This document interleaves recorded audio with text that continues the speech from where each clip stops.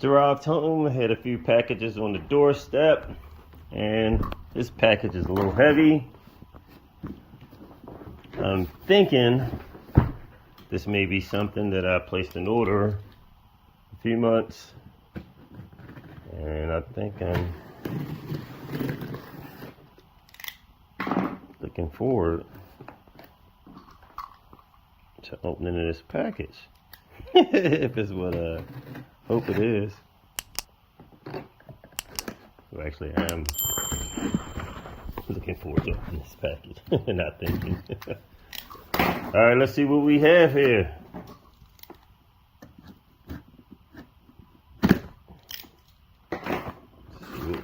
See what we got. This box is definitely got a little weight.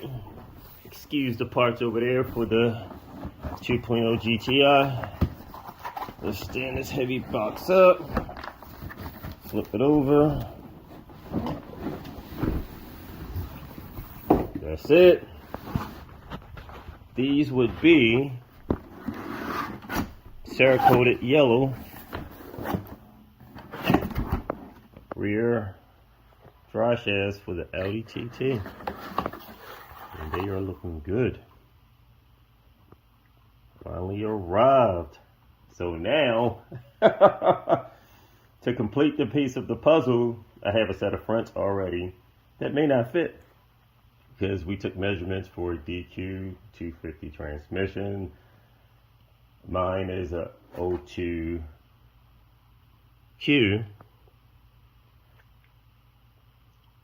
I ordered a billet transfer case, or bevel box as they call it, and unfortunately that may not measure up properly.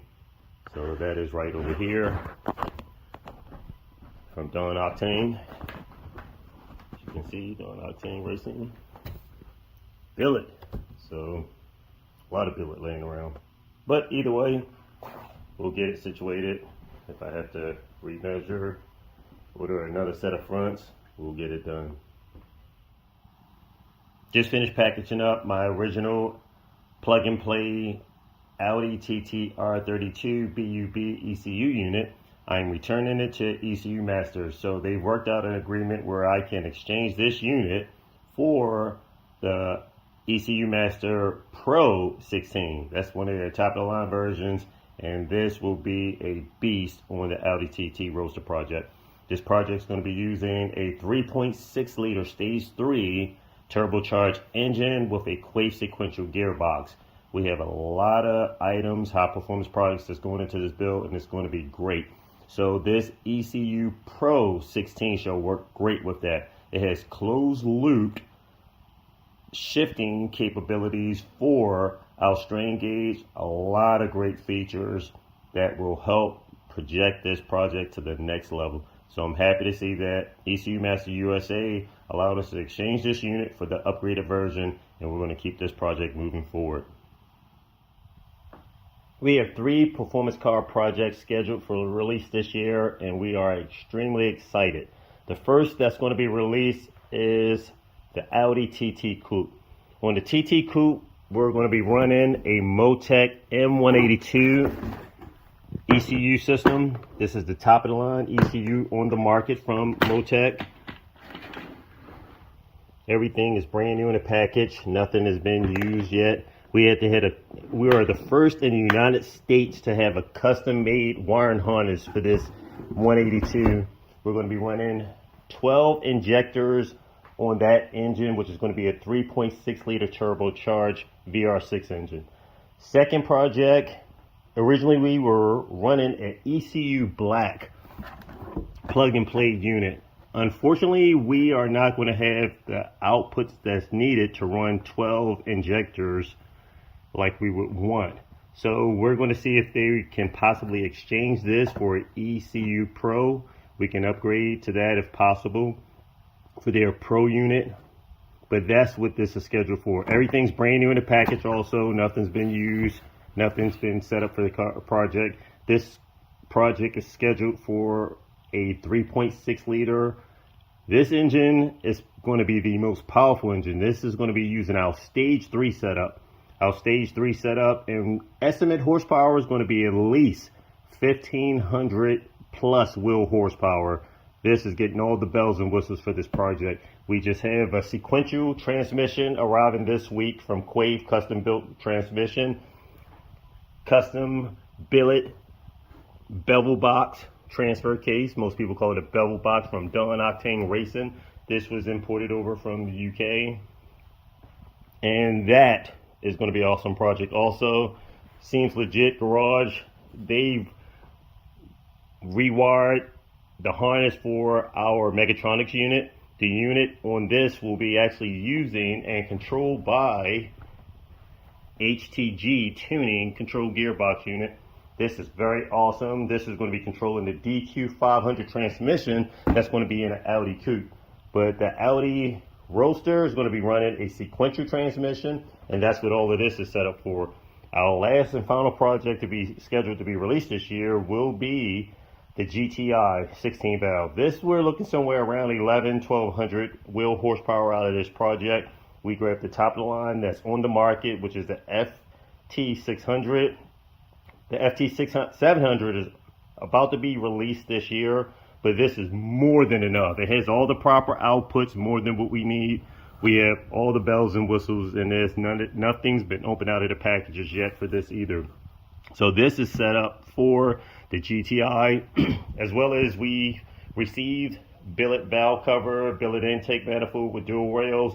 This is getting all the bells and whistles for the GTI. So this project, this is going to grab a lot of attention. All of these projects will grab a tremendous amount of attention in the United States, because no other performance company that we know of has researched and invested so much monetary development in their builds such as we have this year. So we're looking very, very, very forward to getting these cars on the road, putting out some major horsepower, and grabbing a lot of attention. I just received delivery of my 16 valve crankshaft angle sensor. I'm going to be using this on my GTI race car. This kind of utilizes a 2-in-1 method. It has the camshaft angle input as well as the crankshaft angle input, and I'll use this with my Fueltech F600 to tune the vehicle. The original unit that I ordered, this is pretty much an optical sensor, and I kind of preference and like the Hall effect magnetic pickup style sensor a little bit better. This has a disc, and this disc is a little harder to modify. You would either have to weld up the ports, or really most people just design an aftermarket disc and you can kind of remove the bolt and install the disc in this position. But this usually have a type of tooth or a spacer style pickup that rotates past the sensor and triggers the sensor. So this is more easily modified than this style sensor. So we'll remove the cap and you can get a chance to see. As you can see with the cover plates off, you can see the different style units that they use for triggering events. So these four right here will be pretty much for our crank. If you take the screw out, you have another type of trigger wheel under here that is used for the camshaft. If you needed to kind of trim these down a little bit or modify it, it's easier to use something like that in reference to this, which is definitely a very fragile piece of metal. But I definitely like this a lot better. This is actually a newer design compared to this. This was their first generation version, and this is the upgraded second gen. Just received the package from the dry shed shop, and they sent it out UPS next day air. So I'll open the box, we can take a look at this item, and we can discuss this a little bit.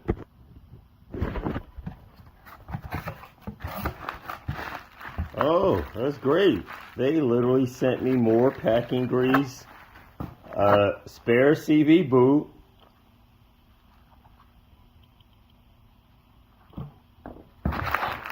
oh, and this bad boy got some weight, and another HUD. So I'm gonna open this up and take a look at it. I am glad. I'm surprised. They sent me all the equipment, the retaining clips and all. I was basically asking for just a hub, but that turned out great. So I just received my new replacement hub from the drive shaft shop, and they sent quite a bit of supplies with it. I am very glad. I wasn't expecting all this.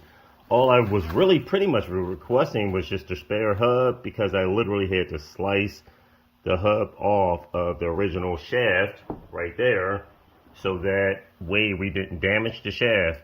But when I installed this shaft right here and snapped it into position of the hub, it literally locked itself into position because of the standard Volkswagen C-clip right here. And this C-clip is not sticking out far, nothing beyond normal, but it actually locked itself into position because of the tight tolerances in the new hub. But they actually sent the inner bearings, everything. I have to raise the joint, the cage, this whole setup, spare packing grease, more likely this is synthetic grease, to repack, and the extra clips to secure everything, especially the boot as well. So they actually gave me the whole 9 yards for all the hard work and effort that I went to, which I do appreciate. So that turned out good. But the big but is I still may have to modify this new hub right here. And let's take a look and see why. Inside that hub is not really much of a taper as far as locking in the C-clip. So if we look right here at this hub, these splines are tapered. These receiver splines are tapered. So that taper right there will compress this C-clip and allow it to slide onto the shaft into position. But once it gets down further, down inside there, it hits this other bottom ridge. And that bottom ridge and the bottom is what locks that C-clip and holds the shaft into position. It's not much of a taper, and that literally locked it onto the shaft. I had a 5-ton press and started bending the jack post trying to press the hub out of here. So I will modify this new one, and it doesn't look like it's much of a taper in there like I would want. It looked like it may be a little bit different. I'm not sure. They may have machined it more. If they machined the taper in there, then that's excellent. If not, I'll get in there and just modify it myself so that removal would be made a lot easier.